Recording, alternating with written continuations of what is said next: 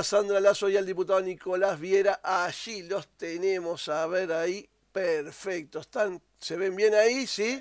¿Se ven bien? Bueno, no se vayan a resfriar con el puente, ahí está, hay mucho viento por ahí, a ver si me aparecen bien los títulos. Bien, creo que cumplí. Buen día, muchachos, ¿cómo les va? Buen día. Hola, Gabriel. Bueno, Un gusto. acérquense al micrófono y hablen lo más fuerte posible, así no pasan desapercibidos. Cuéntenme en qué andan haciendo por acá, lanzamiento del Espacio 609. Sí, andamos un poco recorriendo el país. El Espacio 609 comenzó en la jornada de hoy con un grupo de compañeros que están por Colonia, otro grupo que está por Flores. La otra semana, el día 17, vamos a volver con otro grupo de compañeros.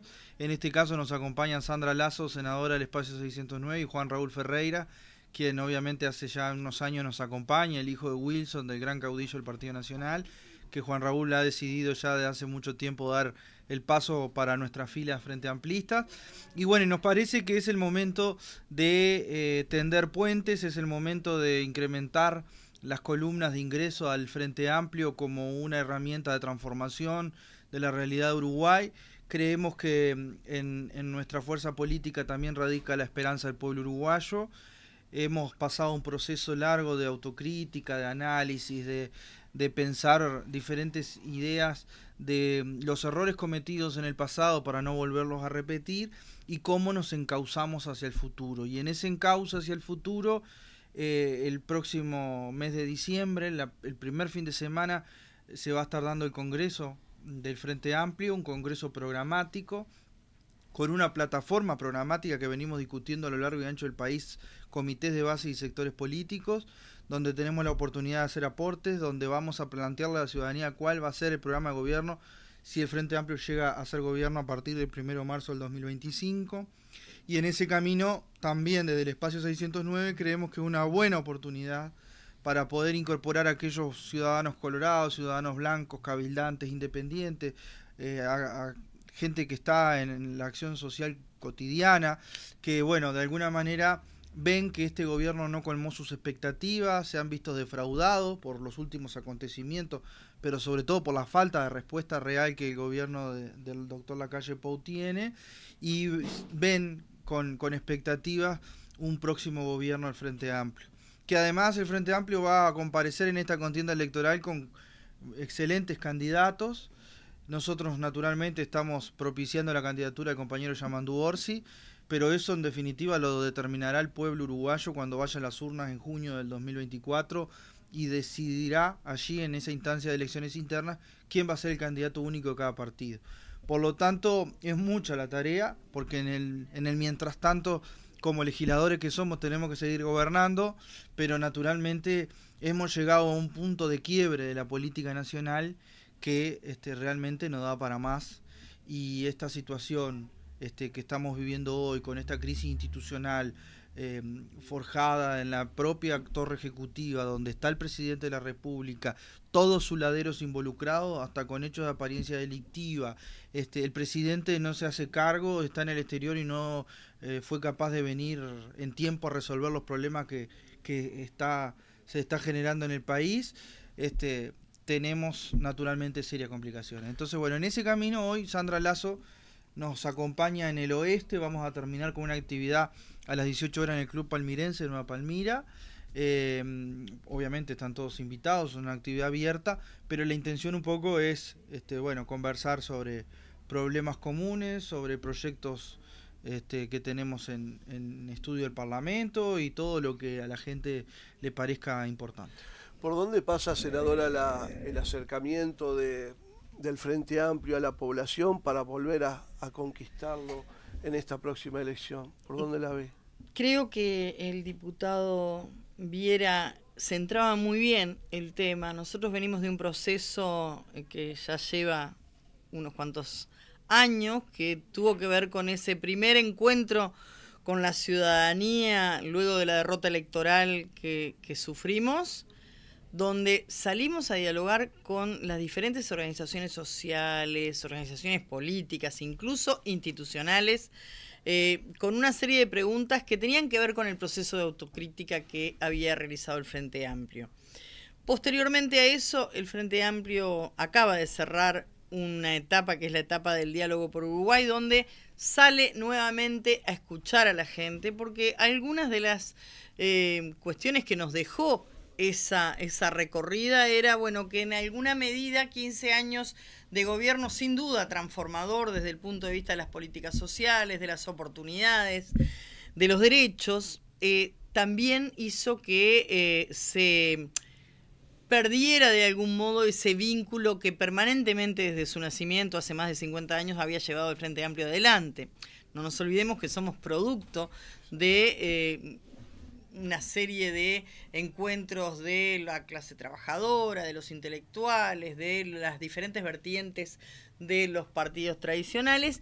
Y bueno, finalmente ese encuentro con la población se da a partir de lo que va a ser el próximo Congreso, que es una recorrida de bases programáticas que creo que en una forma en que ningún otro partido del ámbito político nacional construye un programa desde la base, donde todos y todas los que entiendan que pueden aportar en las diferentes áreas programáticas, lo hacen, lo discuten y lo sellan aprobando esas bases en un Congreso que tiene más de 3.000 participantes, ¿no? A veces bromeamos que tenemos más integrantes en el Congreso del Frente Amplio que en el Congreso del Partido Comunista Chino, que tiene cientos de millones de habitantes. Pero bueno, es la forma que el Frente Amplio se ha dado y ese es el encuentro con la ciudadanía. Y en ese sentido también la creación del espacio 609 tiene mucho que ver con este pensamiento, con este sentir, porque lo que hacen los ciudadanos y ciudadanas que se unen a trabajar desde ese lugar, si bien obviamente entienden que el MPP y el espacio 609 está en el marco del Frente Amplio, no pierden su identidad desde lo que puede ser una corriente, en este caso, como en el caso de Juan Raúl es clarísimo, la corriente wilsonista, pero también sucede lo mismo con el vallismo y con otras corrientes que se suman a trabajar desde allí. Entonces tienen esa independencia de tener muy fuertes raíces en lo histórico partidario político, adhiriendo a un programa común, y en este caso creo que también tiene mucho que ver el compañero que nosotros entendemos va a ser el que nos represente en estas precandidaturas que van a ser avaladas en el próximo plenario, que es el caso del compañero Yamandu Orsi. ¿Cómo ve a la gente en la calle? ¿Qué le dice? ¿Cómo siente la realidad hoy? ¿Cómo la vive la gente? Estamos en un momento muy particular. Usted mismo lo decía, estamos en un momento, yo diría, histórico complejo desde el punto de vista político, donde en realidad el Frente Amplio, creo que con mucha sobriedad republicana y sobre todo con mucha responsabilidad, viene analizando los hechos. Nosotros en este momento, mientras yo estoy acá, la bancada de senadores del Frente Amplio está reunida en sesión permanente, el equipo de mi despacho está en esa reunión analizando la situación ante la gravedad de los hechos que se han suscitado en las últimas horas, pero que el Frente Amplio las denunció el 22 de agosto de 2022, cuando realizaba la interpelación al ministro Heber por el caso Marcet. Mientras estábamos en esa interpelación, estaba renunciando uno de los integrantes del equipo del Ministerio del Interior, justamente por una investigación administrativa que terminaba de decir que se habían entregado 3 pasaportes express, entre ellos el de Marcet.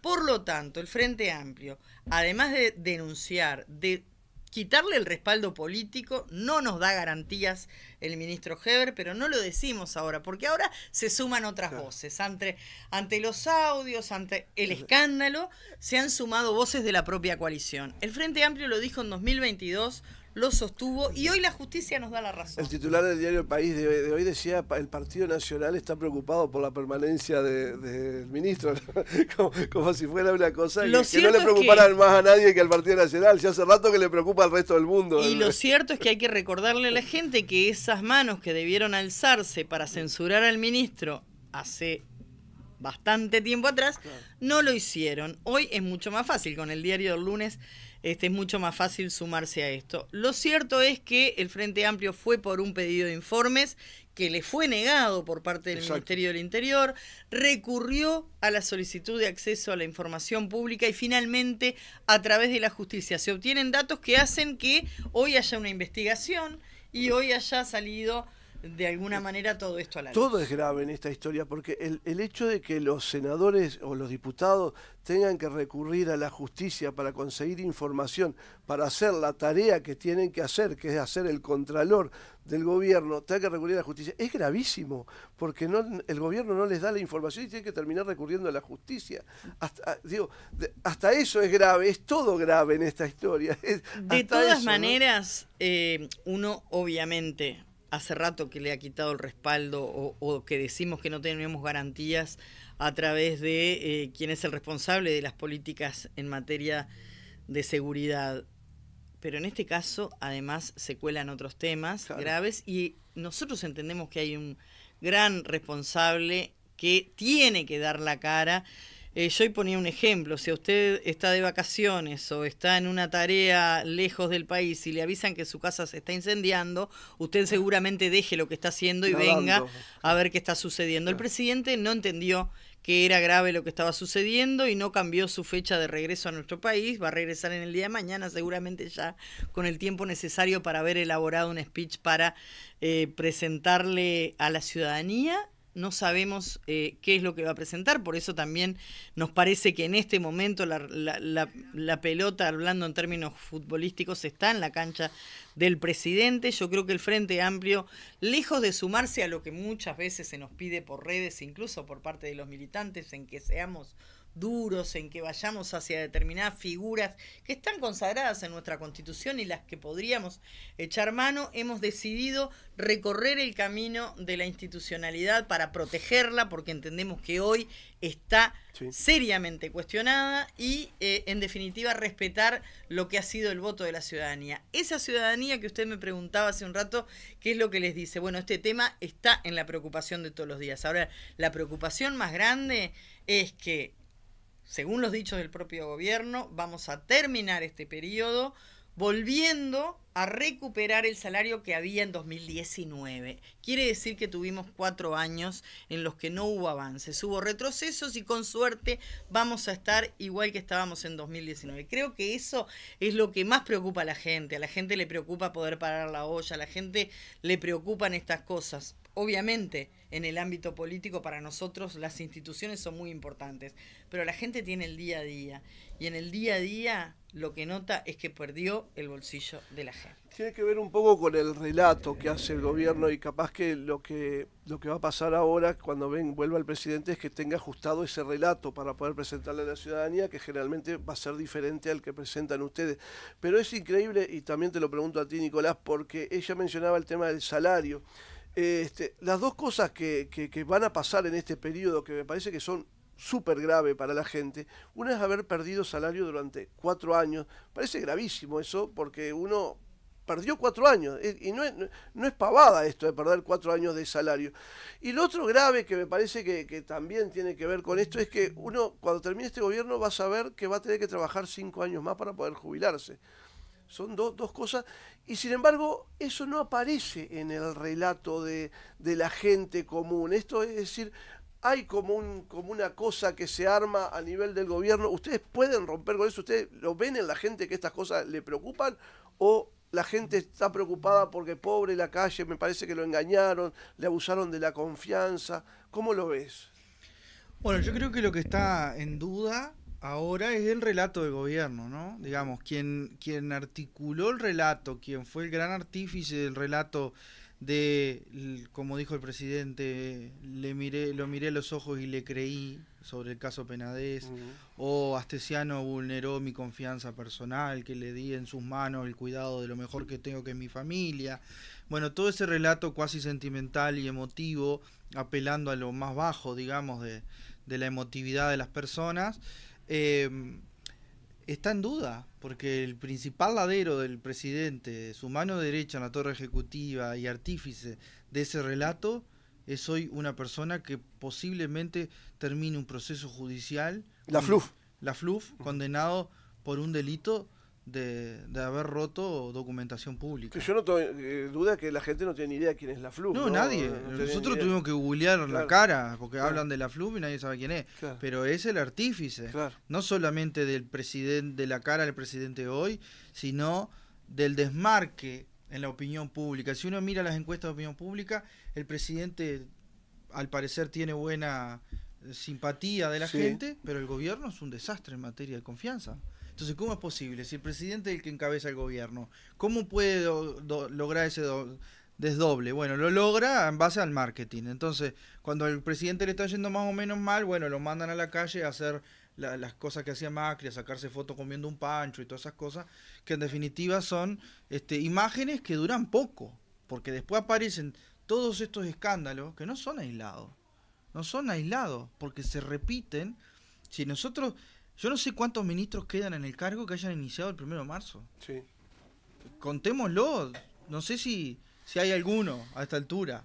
No.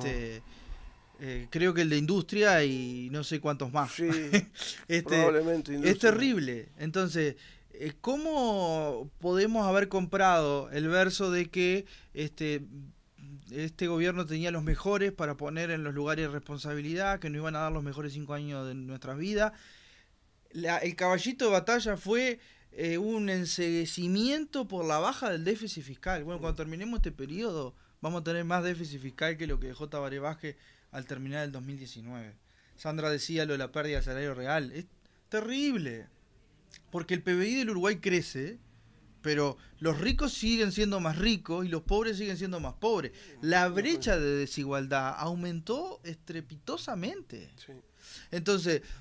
¿eso se ve dónde? En la pérdida del trabajo, en la informalidad laboral, en que no te da la plata para llegar a fin de mes, en que tu gurises capaz que podían haber tenido posibilidad de ir a estudiar a Montevideo, pero no pueden porque la familia no lo puede bancar. En la falta de políticas focalizadas para la frontera, donde estamos viviendo situaciones que tienen que ver con lo que sucede en los países vecinos y no tenemos una política focalizada para que la gente pueda sobrevivir de otra manera. Terrible. Ahí tenemos el problema de la frontera que impacta particularmente sobre el pequeño y mediano comerciante, que son los que mueven la economía local. Y el gobierno no toma decisión sobre eso. O sea, no solamente pasa por el kilo 0 o el 10 kilos o el 20 kilos, pero ¿cómo no vas a tener una política fiscal que ayude a que el impacto en esas comunidades sean menores? No existe. Entonces, toda esta situación yo creo que es donde, bueno, se termina concluyendo de que por más que el gobierno se esfuerce en hacer el mejor de los discursos, todos esperamos que mañana aterrice el avión en Carrasco y el presidente de la República esté haciendo una conferencia de prensa, dándole la cara al Uruguay y diciéndole qué pasos va a seguir. Nosotros creemos que tiene que destituir a Heber, que tiene que destituir a Maciel, el viceministro de Interior, tiene que echar a la FLUF, y debió haber destituido a Bustillo. Bueno, le tomó la presidenta interina, Argimón, le tomó la renuncia. Pero la señal hubiese sido destitución. Porque si no, nadie gobierna. No hay señal de autoridad. No hay ninguna señal de autoridad. Claro. Entonces, si el presidente supo de antemano que estábamos ante un narcotraficante pesado, que era uruguayo, se le dio un trámite express. Parece que no quedan dudas ya de eso, ¿no? Bueno, si sabe, el presidente está en un grave problema. Y si no sabe, también. Claro. Porque en la administración pública se es responsable por acción u omisión. Sí. Entonces, yo creo que si el presidente corrobora, o la justicia lo corrobora, que todos estos pasos que el Frente Amplio viene denunciando desde hace varios años se dan, no descartamos estar en la puerta de un juicio político al presidente de la República. No lo descarta. Y no se descarta. Es parte de los mecanismos de control parlamentario que tenemos. Como también es parte de la censura al ministro. Sí. Digamos, ¿cuánto más vamos a aguantar? Hace un mes justito hoy le hacíamos una interpelación al ministro Bustillo por Salto Grande, denunciando todas las irregularidades de Salto Grande. Enumerábamos un rosario de irregularidades previas entre los que se encontraba Marcet. Y ahí el gobierno decidió darle el apoyo a Bustillo. Le duró 30 días. Entonces, cuando el Frente Amplio plantea la preocupación, no lo hace para llevar agua para su molino, lo hacemos desde la responsabilidad institucional. Todo esto ya lo advertimos. El problema es que el gobierno no escucha porque cree que estamos para poner palos en la rueda. Claro. Imagínense si no hubiese estado la oposición y esos palos en la rueda no hubiesen existido. A 180 kilómetros por hora lo que hubiese sido este gobierno. Hay que ver los titulares que hoy surgen en la prensa mundial, no solamente acá. Cuando nosotros decimos que nos preocupa la institucionalidad, estamos hablando de eso, porque para conseguir inversión para nuestro país tenemos que tener un buen, digamos, estar bien rankeados en materia de corrupción, en materia de saneamiento. Hoy ese ranking ha bajado muchísimo Uruguay. Bajó desde el punto de vista de la prensa libre. O sea, la libertad de expresión y la libertad de prensa también hoy están cuestionadas porque hemos bajado, porque ha habido presión a periodistas. Hoy sabemos que hubo presión hasta con lo que fue en su momento el seguimiento. Acá se persiguió y se espió a legisladores, en el caso de Carrera y de Vergara, a estudiantes de un liceo por ser gremialistas, al presidente de la Central Única de Trabajadores y hasta la esposa, la ex esposa del presidente. ¿De qué estamos hablando? Eso es la institucionalidad que se ve deteriorada. Por eso lo denunciamos, por eso hemos sido cautos pero muy firmes en esas denuncias y hoy van apareciendo eslabones a partir de esa responsabilidad republicana con la que se ha manejado el Frente Amplio, que dicen que no era, como dijo el presidente, manija, ni humo, era realidad. ¿Alguna cosa, Nico, que quieras agregar? Porque a mí, la verdad que es una situación que desborda hoy, está en todos los medios, todos estamos hablando de esto, estamos todos preocupados, estamos todos esperando que venga el presidente y que hable, pero es una situación difícil desde el punto de vista institucional. No, es una situación muy difícil. Yo lo que creo es que también tenemos que resaltar algunas cosas que a veces pasan por alto. Que las instituciones del Estado funcionaron. Funcionó el Parlamento, por más que los actores políticos hayan ido a mentirnos reiteradas veces, pero funcionó en su contralor, porque si el Parlamento no hubiese existido, si la interpelación no hubiese existido, si el acceso por medio judicial de la bancada del Frente Amplio no hubiese conseguido la información que se consiguió, no estaríamos descubriendo lo que estamos descubriendo. Bueno, sí, hoy hablábamos con Daniel sobre los titulares del ECO y decíamos que si solamente nos hubiéramos quedado con lo que dijo el ministro en el Parlamento, nadie sabía nada. Y lo otro, hay un trabajo muy la importante. Tan vapuleada por estos años Fiscalía, sí, claro, la Fiscalía está siendo de una garantía enorme, porque fue garantía en el caso Penades, es garantía en este caso y seguirá siendo garantía, y es un desafío que se nos pone a todo el sistema político en materia de recursos, pero en materia de respeto a la institucionalidad. Si nosotros vemos al senador Da Silva o vemos a la senadora Bianchi cómo sistemáticamente atentan contra la libertad de expresión de los periodistas, atentan contra la libertad de acción y de trabajo de los fiscales. No hay que olvidar que había una norma en la rendición de cuentas que acotaba la tarea, la labor, el trabajo, el derecho al acceso al trabajo de los fiscales. O sea, hay como una embestida de que, bueno, hay cosas que no hay que investigar. A los poderosos no se los investiga. Bueno, el Uruguay demuestra que sí hay que investigar a los poderosos y que se puede investigar y se puede llegar hasta el fondo. Y yo creo que eso no es menor. Entonces también hay para rescatar la tranquilidad de creer en el sistema de justicia. Que se puede equivocar, naturalmente. Yo creo que la ex fiscal Fossati se equivocó. Pero lo digo yo por tener una opinión respecto a eso.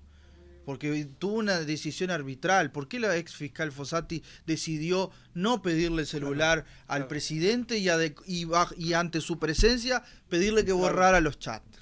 Ahora nos enteramos cuál es la importancia de borrar los chats. Exacto. Entonces yo creo que ahí hubo un error que puede tener mala intención, no lo sé, lo sabremos con el tiempo, pero naturalmente es la excepción, por suerte no es la norma. Tal cual.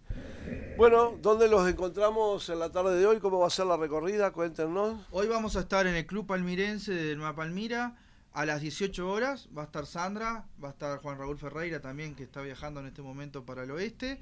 Y bueno, y vamos a tener un lindo rato de charla con los vecinos que quieran acercarse. ¿Cómo sigue en el Parlamento la actividad la semana que viene, senador? Bueno, tenemos varias cosas en haber, ese es el gran tema, ¿no? Porque esto para nosotros es prioridad, ¿no? Los próximos pasos a nivel político, a partir de las definiciones o no que tome el presidente, moverán el tablero de... Está planteada una interpelación al ministro Heber igual, ¿no? Está planteada la interpelación al ministro Heber. En el caso mío yo tengo 7 comisiones, una de ellas es la de Defensa, y hemos citado al ministro de Defensa y al ministro de Relaciones Exteriores.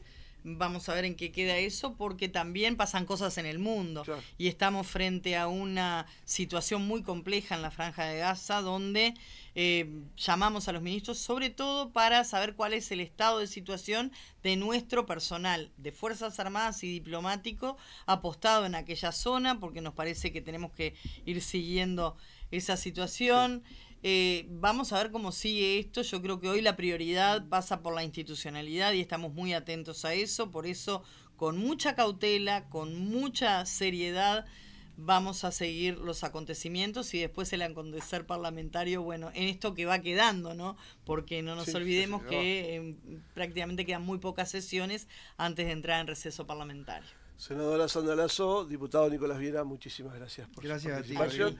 Nosotros nos vamos a una pequeña pausa, vamos a hablar en un ratito nada más con Fabián Werner de CAINFO para conocer algunas de las cosas justamente vinculadas a la presión a periodistas en los últimos tiempos. Vamos a la pausa.